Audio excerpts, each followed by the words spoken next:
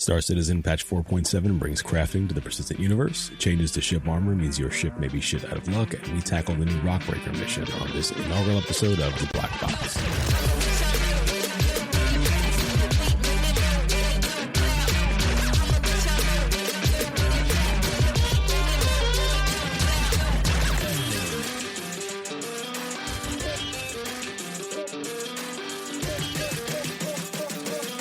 Welcome to the inaugural episode of The Black Box, the official podcast of Aftermath LLC, a new Star Citizen org.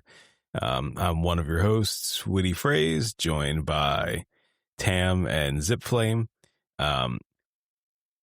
Guys, I guess, I don't know if it makes sense to do this or not, but I guess because we're a new org and a new podcast, we should potentially discuss our origin story briefly. We don't have to spend too much time on it, but it probably makes sense to quickly touch on how we got here, since at least two of us were regular hosts on a previous podcast. I don't now. Again, I'm not so pretentious as to assume there's any name or face recognition that's going to come our way, but just because the concept is similar. Tamm and I used to host another podcast about Star Citizen org management called Mishaps Managed. As we were part of another org, we had a change in circumstances, a disagreement with prior org leadership around communication and expectations, and ultimately we're not interested in staying, so we wanted to continue playing our way, so we left, and we are doing that. And so that's really how we ended up here. Yeah. So we don't need to spend too much time dwelling on the how we got here. I mean, the name of the org is because we formed our group again in the aftermath of that disagreement. But we now are a small org around, would we calculate 25 active members, when we did our recent count. Pretty active, several nights a week. A couple of members on every random night, playing other games as well, not just Star Citizen, but we are Star Citizen focused. And our philosophy is essentially, we take the game seriously, but people come first. And that is how we intend to continue operating. So not sure there's much else to say there, but we are back in action. We formed up in mid-February. We've just recently selected our slate of officers through our process. And so we are rolling. It's time to start recruitment, time to start doing stuff and acting like an org. So that stuff out of the way, we can get to some recent stuff dropping into Star Citizen. Significant changes to ship combat in the form of armor, overhauled inventory, and of course the Rockbreaker missions. So what do you guys want to talk about first? Because believe it or not, I'm not all that read in and in the weeds on the armor changes. Something I'm going to have to dive into, but is it worth talking about? I mean, what's the take on how it's making combat feel at this point? Well, it's divisive, I think, is probably the best word to describe it. It's kind of heavily in flux with the way the patches have been going. I think every PTU patch made a tweak or a change that made people squeal in some way. And there are people who like the way it feels, and there are a lot of people who don't. I'm somewhat agnostic on the whole thing. I think a shakeup to the meta has been like super long overdue. And I'm not as doomsayer as a lot of people. I think CIG is experimenting, trying out new things, and they'll find a decent balance at some point. I think people need to be ready for some upheavals with that. A lot of weapons that were meta before are no longer the go-to, and so a lot of people are very uncomfortable trying new things. A lot of weapons and ships that were kind of on top before are, I don't want to say useless, but a lot less useful than they were before. So what's the simplest way to describe the change? That they are, it's introduction or reintroduction of armor, and as I understand it, it's basically a damage gate that you have to have a weapon that has a certain amount of damage to get past that gate number that of the armor for any given ship. If you clear that number, you can damage the ship. If not, you can't. And then that's basically the very short version of what they did, right? So it's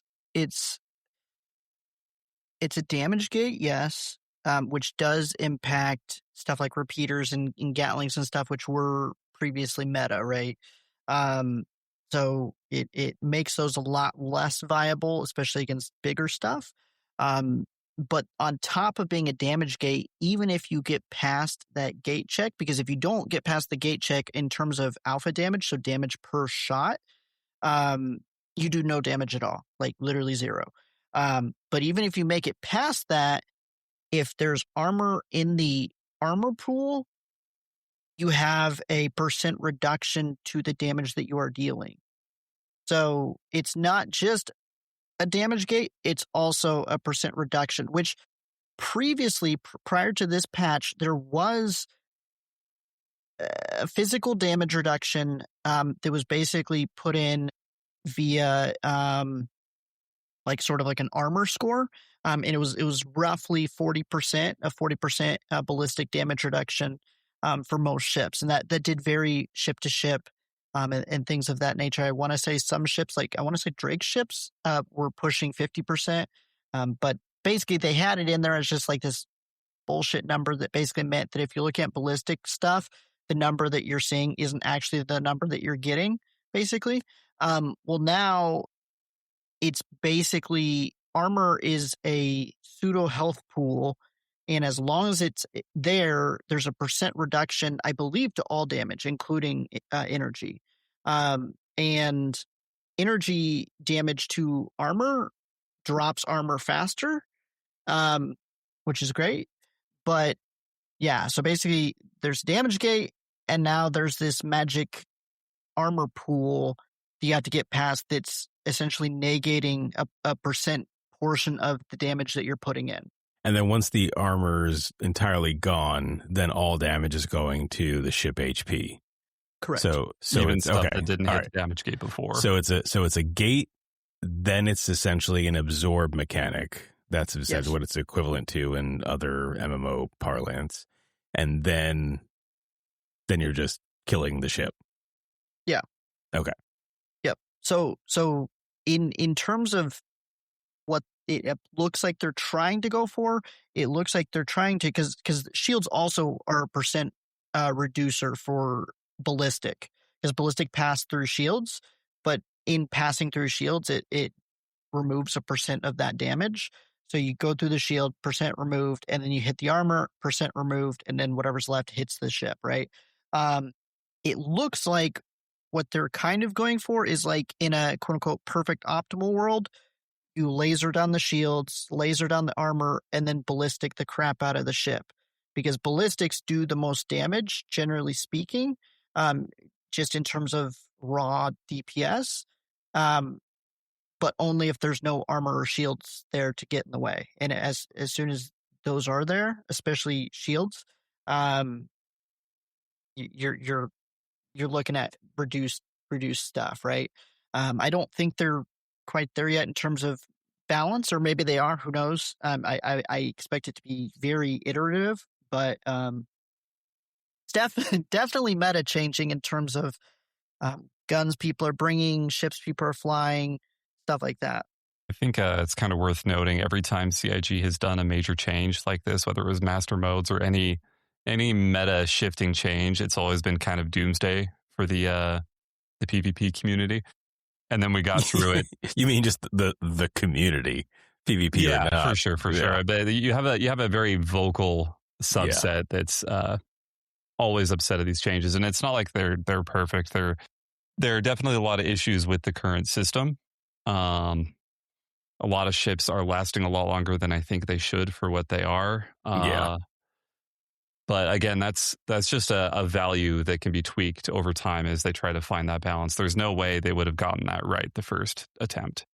Is that something that's really like is that like a slider that can be adjusted, or is that a symptom of like the problem with the complexity of the system, because like I think this started a while back, even before the armor changes, where they were trying to increase the durability of some ships. So that remember we were talking about this on the podcast that shall not be named about like we were flying out with like Idris's and light fighters were face tanking like railgun shots and not being destroyed. That felt like like things were starting to go off the rails there. No pun intended. It is tunable because as far as I'm aware, they generally set these values as a default. So like interdictor equals this, and then stuff in that class are tuned, I believe, based on that. So it's like interdictor equals this, and then okay, so this specific interdictor is that value plus 5%. So from that perspective, it actually should be a relatively slider-like experience in terms of like, hey, across the board, we're seeing interdictors are just too tanky. Turn it down. Obviously, they can get a lot more granular with that, and there are a lot of moving parts with that in terms of ship HP, armor pool size, armor damage gates, stuff like that. I mean, shield values, because shield values got buffed, missiles sort of got nerfed. There was a lot of change with this. And so I do, like I said, I expect this to be kind of iterative in terms of how they work with this, because it's like you can test in PTU and you can have as many testers in PTU as you want, but that's not a good substitute for the live environment with people just banging out, people playing normally, and then kind of getting how people are experiencing it, both in terms of feedback, but also just they can run the numbers. They could be like, okay, light fighters, how often are they getting smoked? Light fighters, and I don't know tooling wise how this looks. I do know they can pull numbers like this. I just don't know to what degree, but they may have it as granular as like, okay, light fighters versus heavy fighters, who wins? Again, I don't know how granular the tooling is, but I do know they have some tooling in that vein, right? So I do think it'll be pretty iterative. Again, I don't think it's necessarily in a solid spot right now, and a lot of that is the TTK. TTK is really, really fucking high right now. It's really, really high. And I also think, I don't know about short term, but at least long term, the PvE TTK is going to be different from PvP, because especially if they go Death of the Spaceman route, which I know there's debate on that. TTK for players should be high from that perspective. Like you could disable, or you could, severely damage whatever, to where either it drives the person off or they eject, and then eject is just a magic, basically what we have right now in terms of death, where it's like you eject and then you just like wake back up in the thing and you're charged money for like being rescued. However they want to handle that. I think that's probably the route they're going to go, assuming, like I said, they persist with Death of the Spaceman. But like that versus NPCs, it feels pretty bad right now. Like, I mean, you go do like a whatever mission, and it's just like, dude, even if it's not super hard, it just feels like it takes way too long forever, to smoke people. And it's just like, this isn't, I don't want to say this isn't the hero experience we want, but like kind of, Well, I think a lot of it has to do with the recent addition of engineering, is they want people to have the time to go and repair their ship, where if these TTK values are too low, there's no reason or no time for me to try and, get out of my seat and try to repair things. The whole concept of engineering kind of throws a whole wrench into that, especially with these smaller ships that, in a fighter, I should be able to, go into my console and try to actively repair my ship. It takes like a minute and a half to repair one thing, but by then I'm totally toast. Yeah. That's the reason I was laughing about the eject, because it's always made me laugh when they talk about like, oh, you're not going to die so quickly because we have like, ejection pods and escape pods, things like that. I was like, yeah, but then they're just going to shoot you in the pod or shoot your body Yeah, exactly, yeah. flying around. So it's gotta be like you said, like if you eject, you magically end up rescued for a fee. Otherwise, we're relying on like, oh, hey, Zip, can you come get in there and scoop me up before these guys find my body and shoot me? Well, I think that would be the optimal way to go about that. But with the way CIG kind of does gameplay, I don't see them wanting to do that. I think they'll want you to be actually ejected and stranded in space. Just from a realism or gameplay standpoint. But doesn't it then just make you just such an easy target, such that the ejection was pointless? Well, because they have said ejection is going to be like a key part of like Death of a Spaceman, right? Like in terms of like surviving. I think they'll give you the option because I do think they're going to allow room for the people who want to float in space kind of thing, as well as like even just from an org perspective. If I'm in a fighter and I eject and there's enough like clear space and it's like, hey, roll our hammerhead over here and I'll hop in. Mm-hmm. I should have the option to do that if it makes sense to do it. And I think they'll allow room for that. But I do think, like I said, and all this is speculation because we don't know how they're going to do the Death of a Spaceman. But like, assuming they go hard with Death of a Spaceman, I do think that they're going to have stuff like ejection, escape pod, stuff like that be more in the direction of Magic Way Out, just because I think that's a really good happy medium to the like as punishing as people think Death of a Spaceman is going to be, because you could really tank your game if you go real hardcore with it, and I don't see them doing that. Although you'd really never know. It's one of those, if Chris Roberts says he wants it one way, it could just be that way. So it's like, yeah, listen, at the risk of getting myself shot by some of our own org members, I'm very, very doubtful that Death of a Spaceman is going to remain as hardcore as it's been pitched. Not if they want the game to be broadly endorsed and played by people enough to make up for the $1 billion it will have cost by the time it really, sorry, $1 billion or more by the time it's released. I'm sorry, like any game with hardcore death mechanics, like full loot stuff, they just don't last. They don't succeed. They certainly don't make back that kind of a budget. You know, some interesting, unique ways to handle death, all for it. I just don't see them getting super hardcore. Like, you know, they already started removing the toilets from our ships, and so we've just got like space piss buckets. Okay, so for you guys who do a lot of air combat, as leadership of our air sector, I'm a new-ish player to the org, new-ish person to the game. I ask for a recommendation for something that I can be reasonably comfortable. I could defend myself if all those scrubby PvP loving pirates find me at an OM around Microtech.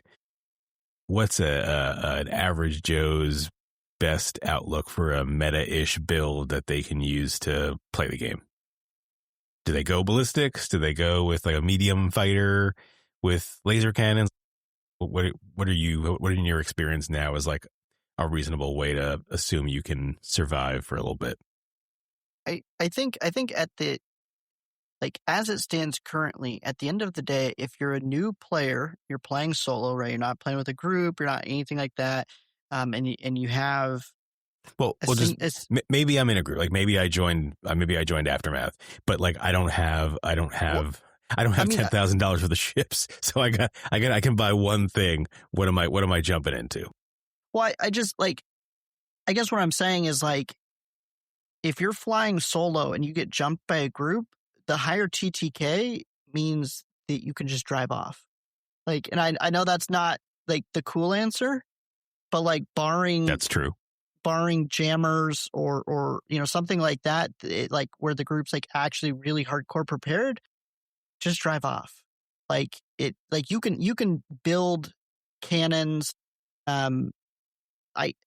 Last I checked, I want to say that for if there's a lot of variables, man, like ballistic cannons, I think are some of the better ones just in terms of I I know that I said, shield strip stuff, armor strip stuff, that's great, but you're still doing immediate damage, right? But the downside to that is in my opinion, the skill floor for ballistic cannons is higher because you have a lower projectile speed, right? So ballistic cannons will work against almost any ship that you come across because they have a higher alpha damage, but they're a lot harder to use than Gatlings. But Gatlings won't work against almost anything now. So technically, I want to say ballistic repeaters are an option, but I don't think those even have very good, like just in terms of the damage gate. Because if you can't pass that damage gate, you do literally nothing. It's the same kind of situation with any other repeater. Yeah. It's kind of when we were in AC last weekend, the weekend before, there was some dude in a very he had ballistic cannons on a very fast, highly mobile ship, and I don't know what I did to him, but he would not leave me alone, and he was just erasing me constantly. I think he was in an F7. Yeah, he was in a Hornet, which honestly, I feel like, to kind of answer your question as to what ship, I feel like, so when it comes to ship combat and what you should run, it really depends on who you're running into as to what's good or not. Because if I'm running up against a really good player, that's why I asked the question the way I did. I'm not giving you I'm not giving you the answer to set up the answer the way you want. I'm a new guy. I don't know what I'm going to encounter. I don't know what kind of schmucks hang out in certain areas to ruin my day. I don't know that vegans got a hard on for hanging out with a mantis over a certain point. So it's what's a reasonable way to say this is a general purpose fighter that I can go out and about in and put up a good show if I had to before I get killed. Yeah. So what I'm saying is unless you're fighting that 1% really good person, 90% of the time, I feel like the Hornet is still extremely strong. It's decently tanky, decently maneuverable. You're going to last a little while, and it's got really good firepower for its size, depending on how you arm it. Tamm's right about the ballistic cannons, or just cannons in general, requiring a little more skill. But if you're fighting just a general random dude in the PU, I don't think you should have too much of an issue, especially if your goal is just survival. The Hornet can get you out of there. It's fast. It's got some good HP to get you out of there. Or if you do want to stick around and fight, it's got some good firepower. Is that it for a direct answer, Witty? See, that's how you answer the question, Tamm. If you just have the one ship and that's it, like you're a player single ship, honestly, something like the Shiv would probably be my recommendation. Because it's you get that all-around capability that the Cutlass would bring. You get a little bit more maneuverability. You get a lot more firepower. You get the same missile capability. And I know that I said missiles got trashed, which they did. Size 1s and 2s got nerfed into the ground. But by extension, 4s got buffed. And the Shiv and Cutlasses can take size 4s. So you put 3s or 4s on there, which gives you some missile options. You've got a lot of gun options. It doesn't handle poorly. It obviously handles worse than a Hornet, but it doesn't handle poorly for a ship of its type. And then you get that little bit of cargo space and shit like that, right? So that would probably be my recommendation if somebody's if I can just have one ship, I'm it's a pretty good option. Without, going crazy and spending money like a Asgard or something. You can always tell when Tamm has low regard for the hypothetical person that he's talking about as he gives them that voice. It's always that voice. That's how you know he's this made up person is a piece of shit, and I didn't say that. I don't like what they have to say. I didn't say that at all. Well, so aren't people generally stripping the guns off the Shiv to put on other things? Isn't that yes. a big thing now? They were. Oh, they were. So not. Oh, okay. So that's no longer. That's no longer 4.7. Those were the top tier Gatlings, but Gatlings are bad now. So the caveat to the Shiv is the base Shiv loadout isn't great. So you'll want to run something other than the base loadout. But that's almost any of the ships that we might have recommended. Yeah, because they run repeaters of some form or Gatlins typically. Because F8 comes stock with a. Well, some of the guns are they also come with 4 tarantulas. Yeah. Yeah, but the F8's also limited, so weird. It's weird access levels. Let's go with that. So like that's fair. If it wasn't in terms of a fighter, that would probably be my recommendation because it's tankier and it's a little less nimble. But I think the tankierness is a good trade off for somebody who's new, and then you get more guns and the base loadout is better for somebody who doesn't want to trade anything out. Well, the nice thing about the F8 is it will also give them a ton of really good access to like the PvE combat stuff. It will do really well, even like the mid to high tier. I think I ran one of the contracts that was like you should bring a decent fleet to complete this contract, and I rolled in with an F8 and took it out on my own. I think that is an example though of a ship that has way too much health in the current meta. That thing just doesn't die. But it is also not. No. Tamm called it decently maneuverable. I don't know if it's just me and my failure as a pilot, but like it feels pretty. And the F8 is one of the ships that like every patch, it's got like an entirely different personality and outlook on life. And I feel like right now it is fairly sluggish. And I know Tamm is going to go look up the like turn rate and shit so you can tell me I'm wrong or something. I'm telling you how it feels, and it feels pretty flying through honey at this point right now. No, I was just going to look it up versus the Shiv because I believe it's more maneuverable than that, which is what I was essentially comparing it to. Because it is worse than the F7, which I think is what I said. But yes. It's I don't know. It doesn't handle horrifically. Like it has handled better in some patches, but I don't think it's terrible. No, it's still a fun ship to fly, but it is much less of a fun ship now to get caught out in by yourself. If you're with other people, you can put on a good show there, but it is not enjoyable if you are, suddenly somebody comes streaking by in an F7 and you're like, I gotta go. Actually, I just looked the Shiv outperforms it in almost every metric in terms of agility. It's in your face, Tamm. I guess I stand corrected. Well, I will say on the F8, if they ever boost the F8's mobility or agility at all, they need to reduce its health because that would immediately become the meta.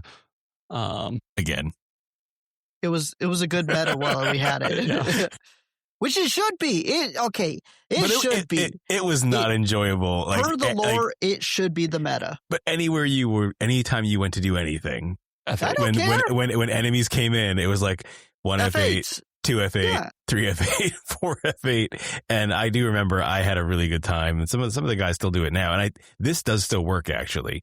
The distortion F8 is just AIDS. Like that is something that needs to get cleared off the board immediately when you see one of those. Oh yeah, distortion. Well, how are distortions working now? By the way, like how do they interact with armor? Because I've not paid attention to how they're functioning mechanically. I've just noticed that they do fuck people's day pretty quickly.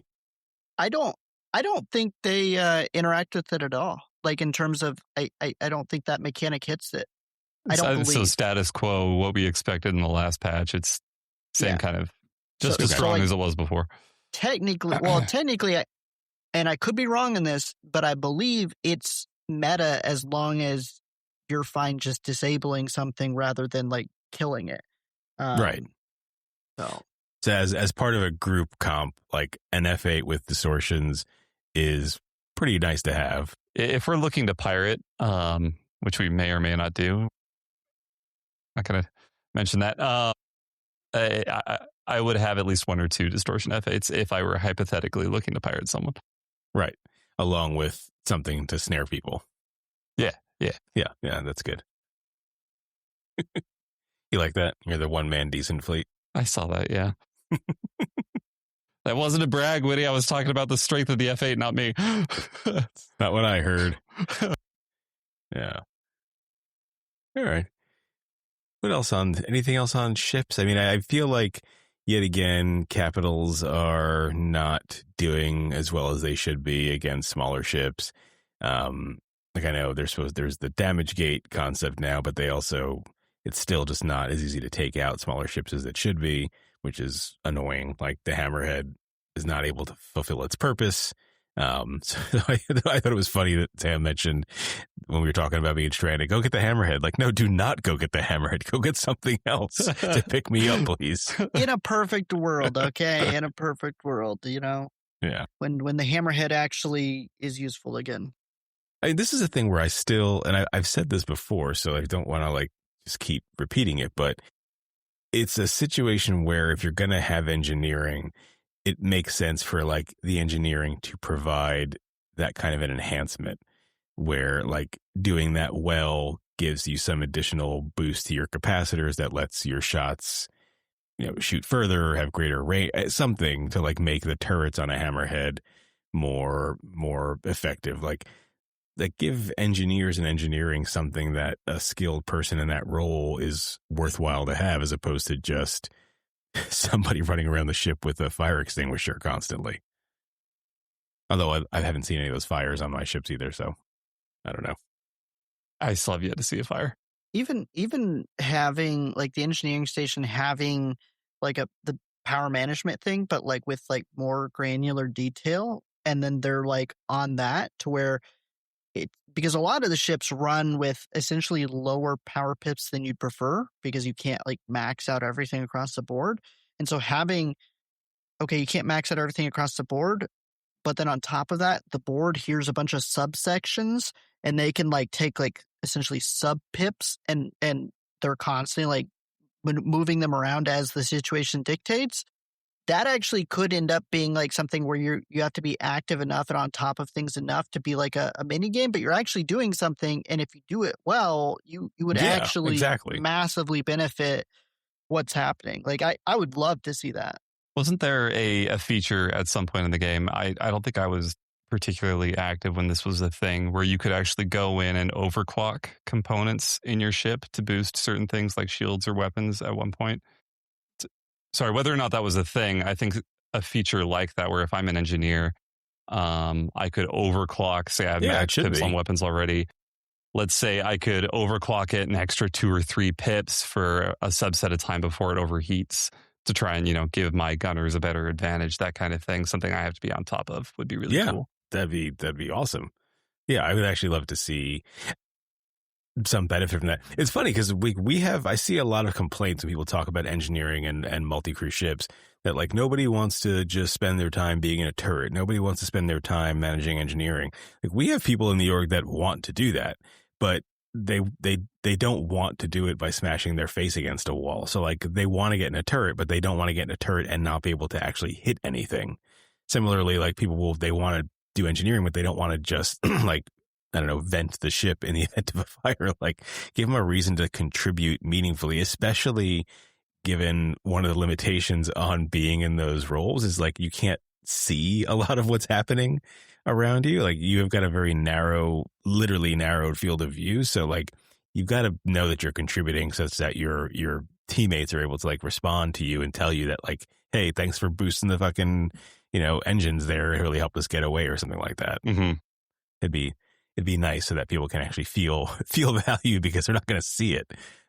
Which I guess is like, there's a realism aspect to that, but also a little bit disappointing and depressing. All right. As I want to get into crafting and resource changes and see how you guys feel about that. Because with the introduction of crafting also came a change in the way gathered resources work, particularly mining.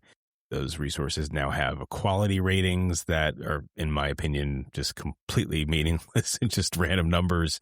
And there's a little bit of interesting reaction even within our own org about how good or bad the grind to find high quality materials will be. You also have to acquire blueprints to be able to craft anything, which you now do through just completing missions in game. So a pretty significant change. It is kind of early implementation, and I think pretty obviously it feels that way. But I think one of my biggest disappointments is that quality rating, and just going out to do like the initial Shubin missions just to start getting that rep up and doing the hand mining, getting okay, I have 80 aphrite and like there's 60 different quality ratings. I don't think that's actually what the number was, but like there was a lot of really different quality ratings. That's a weird approach to me. I'm not sure I'm down with that, and I hope that gets refined in some form or fashion in the next pass.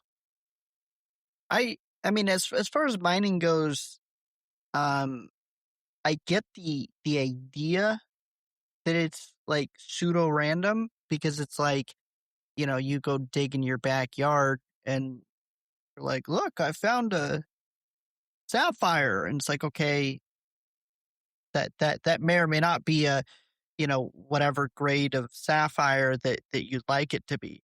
It probably isn't. So I get that to a degree, but I would like there to be some sort of system. I don't know that they're going to give us some sort of like meaningful system, at least not until they start pushing out the new planetary tech. And with that, I would very much like for them to have some sort of system baked in to where it's like, look, if I found a good rock here, then there's probably another one nearby. And then once I have that, then there's like, a line or whatever, because I know that that's like an ore, whatever the fuck, like belt or whatever, where it's just like just how this, the geology works or whatever. Like I'm not a fucking geologist, but to stick with your backyard example, right? Like in some way, you're not going to go sifting for certain minerals in certain parts of the world because it doesn't exist there, right? You're going to go to where that stuff is known to exist. And obviously, just by virtue of a greater density of the resource in that area, you will have a higher average quality yield. There's some benefit of knowledge to know where the right places are, and that facilitates other interesting things in the game, right? Like competition for scarce resources. Like those areas become known as hotspots for gathering, and then become PvP hotspots. Like that's an important part of crafting that world. If you can get it anywhere and it's just completely random, you've reduced the opportunities for friction that bring players together in that way. There's no skill involved at all. It is purely just a function of time that greater reps yields greater reward. And maybe that's okay for some things, but I would really like to see more focus, like you're saying, that there's some way to say, I'm going to this planet and this area, and I know it's high risk, so we're bringing security because I want to gather this particular material, and we're going to have to fight to get it. And you can include other ways to obtain that. People can buy it from players or NPCs. They can be rewarded through other types of content. You don't have to limit it to that. But as far as the actual gathering process, I'm really struggling with how random it is. Well, at least for me, I think it feels very glaringly, and I don't think they're trying to hide this fact, where this is just a very foundational tier 0, as you said, implementation, where it's not meant to be reflective of their intent for mining and crafting. I think, wasn't it like a day or two after the patch, they put that whole blog post of where they see this stuff being in the future, where it's tied to a bunch of different systems. And a lot of it is just the rarity, because I think like 900 plus ore as of right now is like really, really rare. I'll have to talk to some of our mining guys to see if they found any, but I haven't experienced any while I've been mining with people. I think as a system, though, I'm just glad that it works, because a lot of times when they implement this kind of stuff, it doesn't. It's been pretty interesting to see the nuance with it. I think it was Ray who discovered that with the crafter on your ship outside of the space station, you can still access your space station's inventory for crafting, which is really cool. I don't know. I think it has a really strong potential going forward. I mean, just look at the other group of guys that we have right now. Every day during hours that I wouldn't normally see people on playing Star Citizen, there are people out mining, crafting, trying to reach certain goals that we didn't really have before. People have an actual like reason to play, to go mine, and it's not just about AUEC anymore. Right, because if you want AUEC, you just ask somebody in chat and they'll give you a few billion. Yeah. Because you don't need any of that anymore. No, that's a fair point. It's a good point. I just, for me personally, like I've played plenty of games that are grindy, it require a lot of significant time sinks. But the ones I've always hated are the ones that are just purely random. And so if you've got to do something on a daily basis and you earn something that you can turn in to upgrade the quality, like that's the kind of thing where I don't mind the grind. But if it's just, there's a chance that I could do this for 15 hours and not get the thing I need, that's awful. Because that's not progress. That's just pure chance. And some of that's okay in some ways, but in other ways, like you have to implement some element of bad luck protection then, so that people don't feel like they're just banging their heads against the wall again. I think something like the introduction of a mining claim would be really cool. Either like contested or buying your own mining claim where okay, if I spend XYZ AUEC, I can go to this area where it gives me these coordinates where I can expect a much higher yield of these materials, take some of the randomness out of it. Which makes sense in an environment where there's a check on the accumulation AUEC, of AUEC. But yeah, otherwise putting that little hiccup aside, which they may or may not ever do, I think that makes sense. I like that.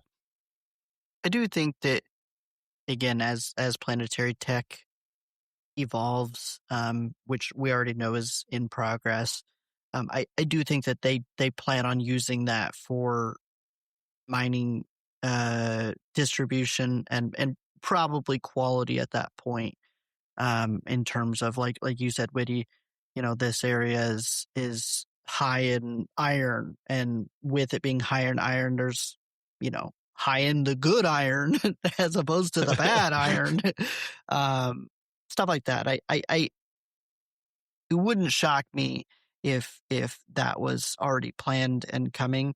But like Zip said, I think this is just them pushing it out so that we have something, so we can test crafting, we can bang on crafting, we can, get rolling on that. And they essentially were using the existing mining system that they had and just slapping quality to everything. And the easiest, like genuinely the easiest way to do that is just go, it has a quality, make it up when they pull it. And it can be any number from 1 to 950. Literally, yeah. I think one thing that would be really cool, that might kind of alleviate the frustration that comes with if you're out for 15 hours and not getting the mineral that you need. If you were able to take these lower quality materials, and it could be even like really expensive, to refine them further into higher quality materials. It could be like a lot. So you might have to very strong diminishing returns in what you put in, but at least you have a guaranteed way to get these higher quality materials if you put in the time. Yeah, that's what I think is the most straightforward solution, like that they should offer, is because you already have a process and an established precedent in the game of turning some material into different material, right? Like refinement.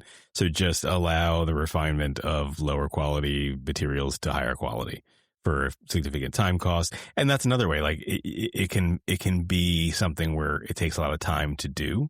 So like it's a 10-hour refinement order, which is an interesting way to kind of substitute passive for active, right? So you can be an active miner hunting for stuff for 15 hours, or you can be willing to eat the cost and 10 hours to have a guaranteed chance in return. Like that's an interesting way to slide some levers and balance the outcome there. Well, it would really strengthen ships like the Pioneer that are supposed to kind of passively mine just by being on the ground, right? With the whole ore extraction or whatever through their feet, where it's like, I've got this continuous input of material. Now I have a much more consistent way of getting this higher grade materials.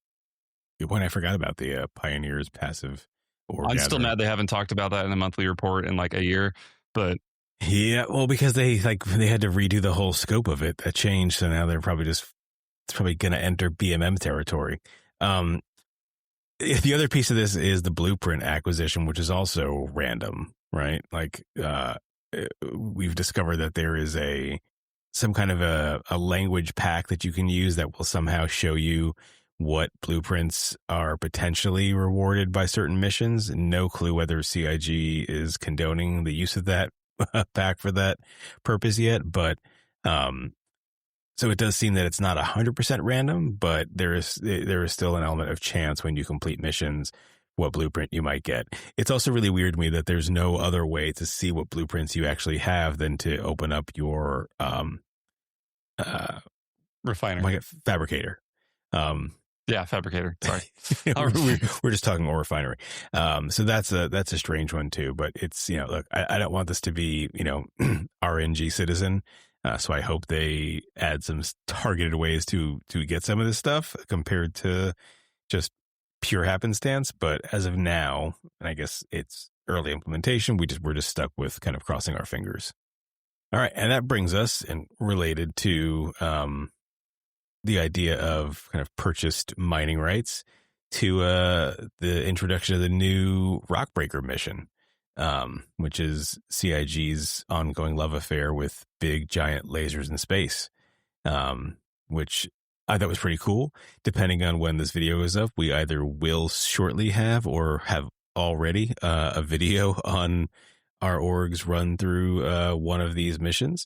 But I think they're pretty cool. I think visually really compelling. I think CIG does a really good job making space stuff look cool. Can say what you want to say about everything else they do. I think it's hard to argue that they make space look fun. And so this is a how do we describe this? Like a hybrid combat mining mission. Right. So you've got to mine as part of the mission, and the end goal is mining of a specific resource that you need for crafting. What is it used for?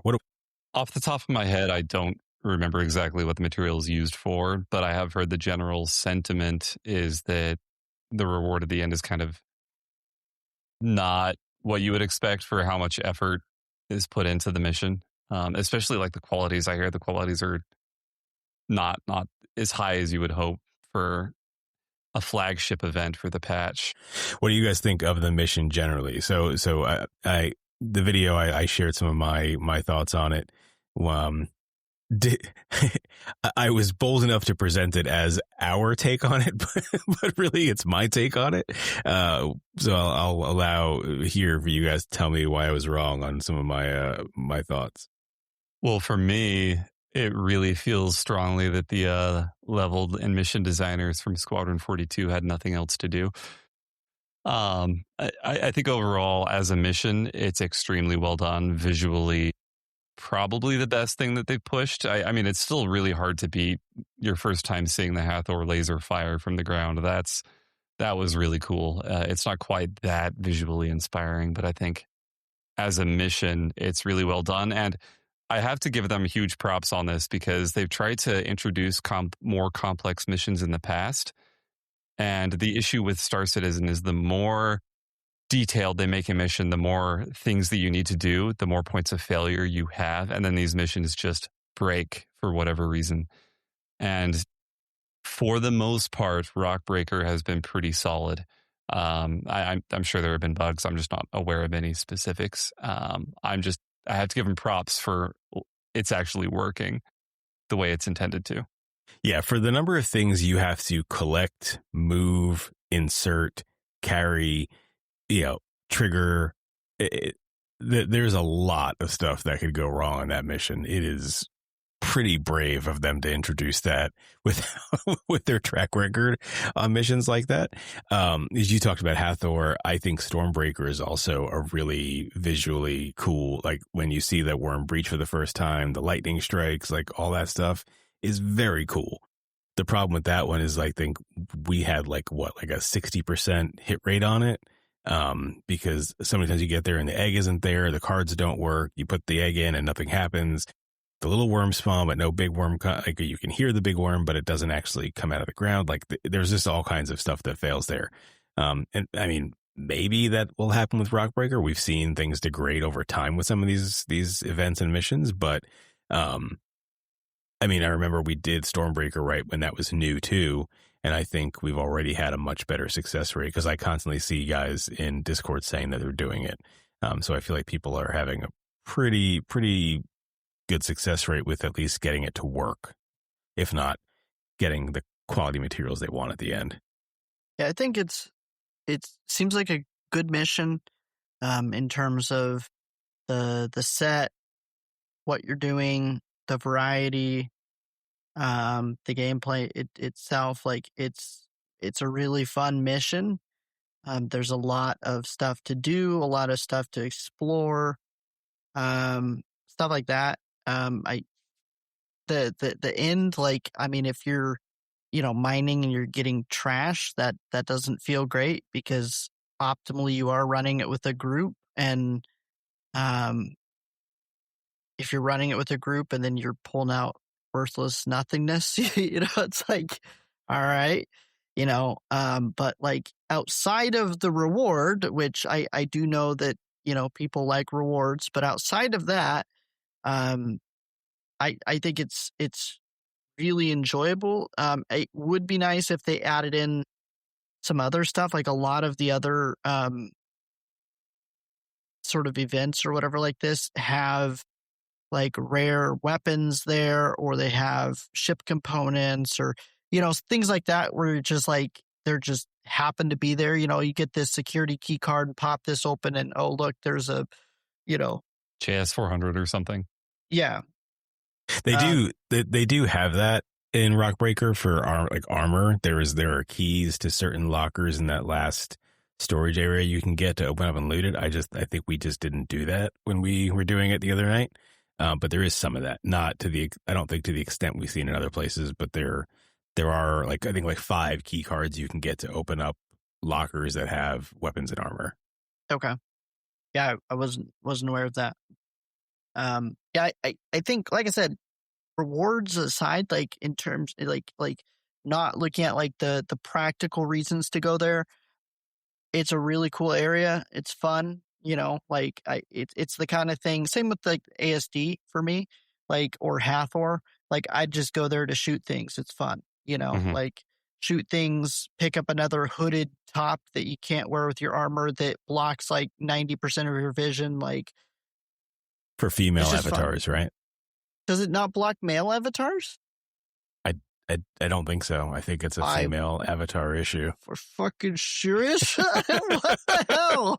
That's crazy. I could be wrong, but I thought that was an exclusively female avatar problem. There are a lot of gender specific bugs.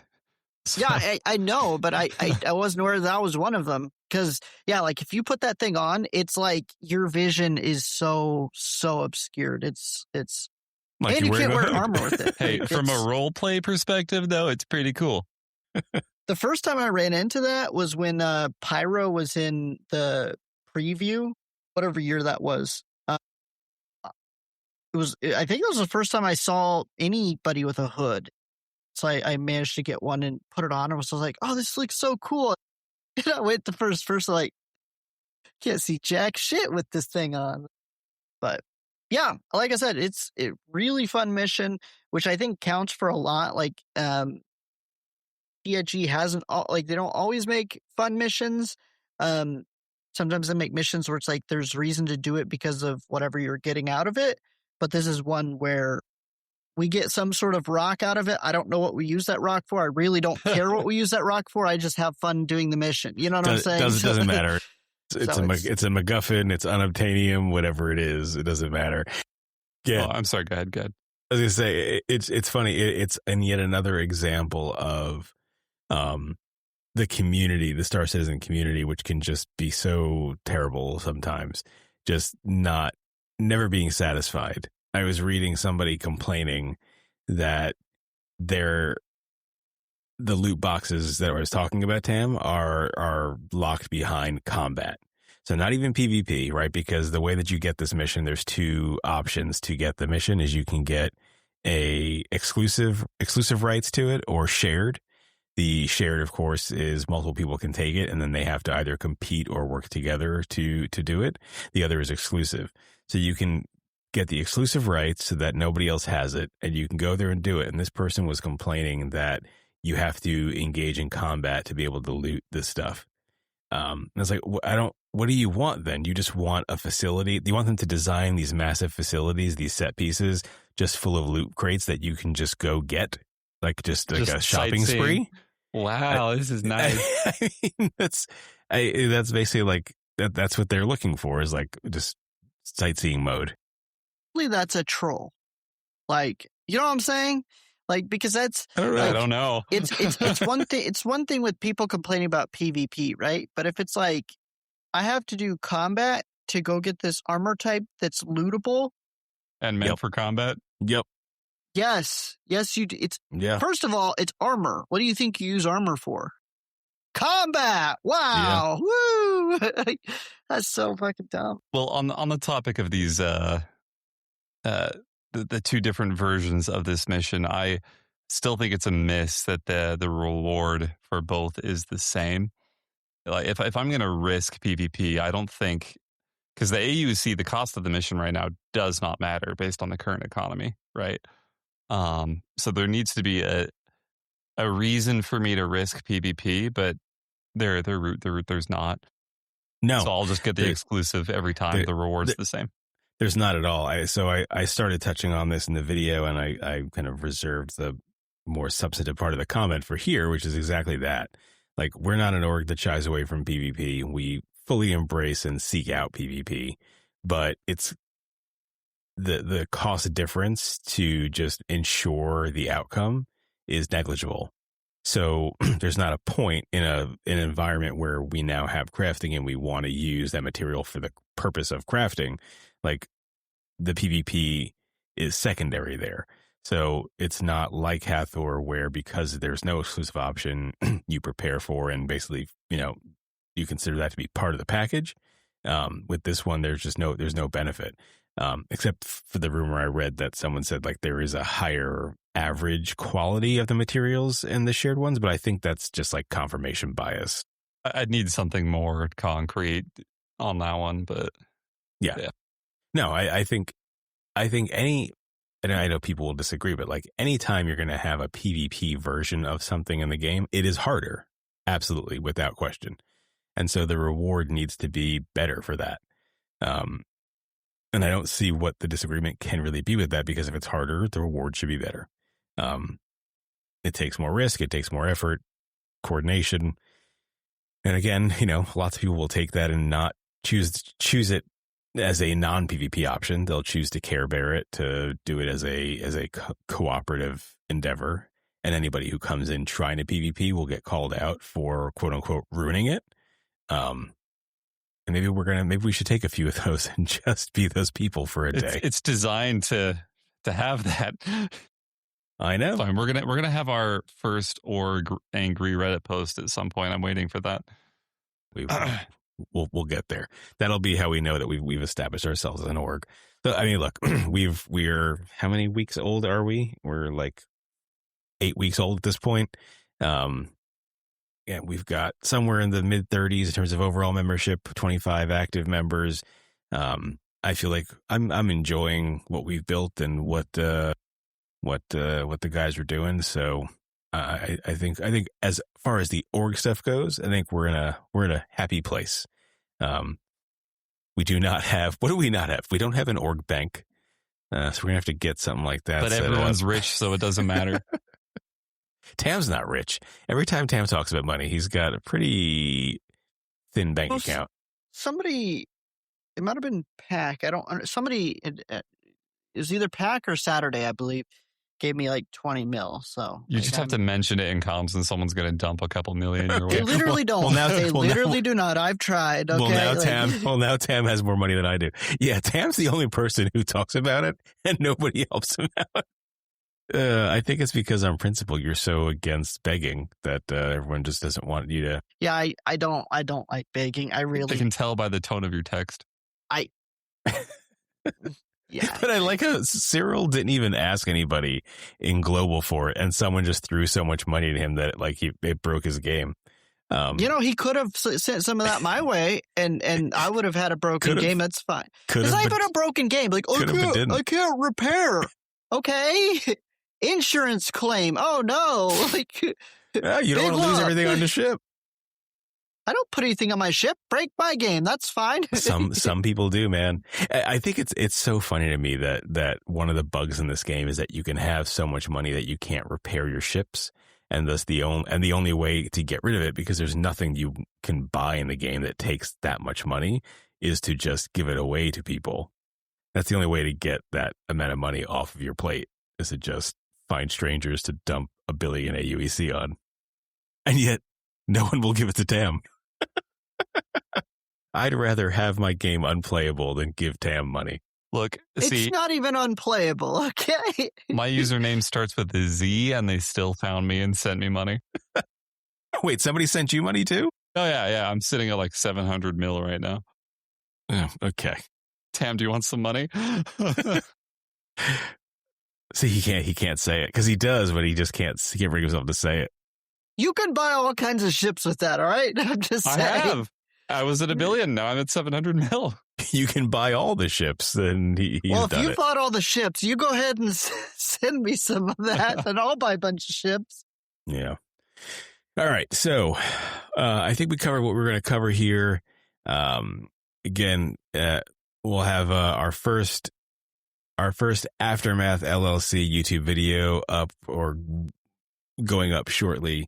We'll have the podcast up for our members. The monthly newsletter will be coming out to direct you to what's going on in the org. But otherwise, I think we're in a happy place. Despite the name, Aftermath LLC starts as a happy place. So, any closing remarks from you guys? Get Squadron news tomorrow, which obviously, if you're listening to this, has already happened. So it may have been nothing, or it could be they announced a release date. Spoiler alert, it was nothing. Yeah.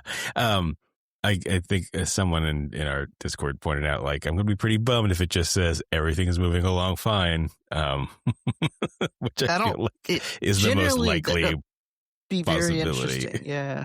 Well, only thing I have to say closing out is I think the energy going into this year with this patch is pretty strong when it comes to what we can expect from the game in terms of just gameplay. Rockbreaker wasn't a mission I was personally super looking forward to. I'm a combat focused player generally, and so I'm like, okay, cool, industrial mission, yay. I'm not gonna like it, but I thoroughly enjoy it.